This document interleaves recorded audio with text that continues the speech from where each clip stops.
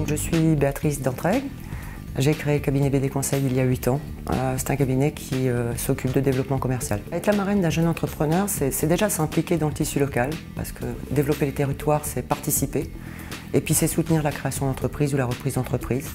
Et puis c'est le partage, parce que c'est une belle rencontre pour moi. Thierry Voiement, ma société se prénomme Lecture et Loisirs. Je commercialise des invendus de presse et des articles pour enfants à travers des présentoirs spécifiques que j'ai mis dans la grande distribution. J'ai eu 20 ans d'expérience marketing et commercial dans l'électroménager et cette société est ma première création d'entreprise. J'avais besoin d'une structure pour m'accompagner dans ma démarche de créateur-repreneur. Et j'ai trouvé par cette structure d'accompagnement une aide morale, financière et humaine pour pouvoir m'accompagner dans cette reprise. Parce qu'au-delà du financement, qui est important, moi surtout ce que je voulais lors de cette commission, c'est de trouver quelqu'un qui m'accompagne. Ouais, mais à la fois, tu aurais pu ne pas en avoir besoin ou ne pas le prendre. On a toujours besoin d'un accompagnement humain et d'un suivi parce que je ne suis pas censé tout connaître dans l'entreprise, loin de là.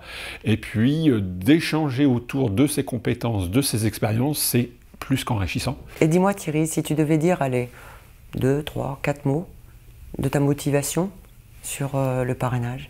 Les 3 motivations, c'est encadrement, c'est plus un terme, mais c'est je te couvre un petit peu, mais tu restes ton propre patron.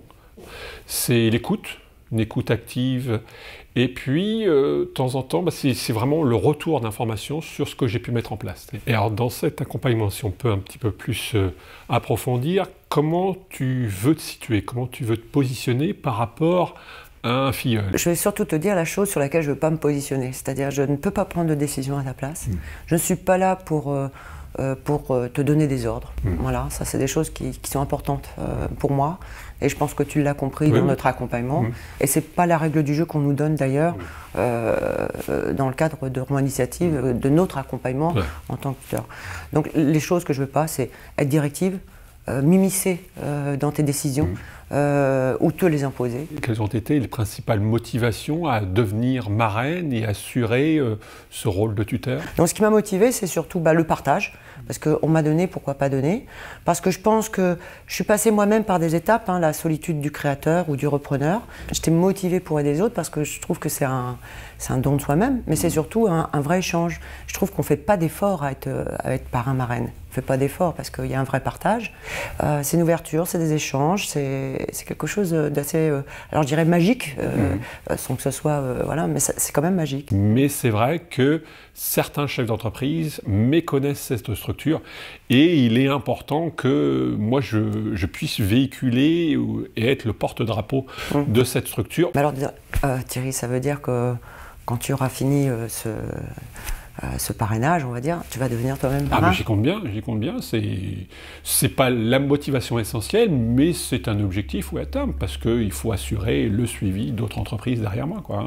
Donc tu partageras aussi ton expérience, comme nous l'avons fait. Bien sûr. Je suis intimement persuadée qu'il y a beaucoup de chefs d'entreprise qui pourraient le faire, mais qui ne sont pas forcément informés, donc c'est aussi notre rôle, je dirais, d'expliquer, peut-être autour de nous. Oui, tout à fait. Expliquer, motiver, haranguer et pousser un peu parce que la mentalité, c'est... Peut-être qu'il faut les pousser un peu. Voilà, on est bien chez soi et on ne veut pas aider les autres, mais il faut quand même y aller parce que... Ouais, mais c'est parce qu'ils ne savent pas ce qu'ils perdent, parce que Exactement. C'est une belle expérience. C'est une belle expérience et puis il n'est de richesse que d'homme, donc il faut toujours aller chercher les autres pour pouvoir s'enrichir.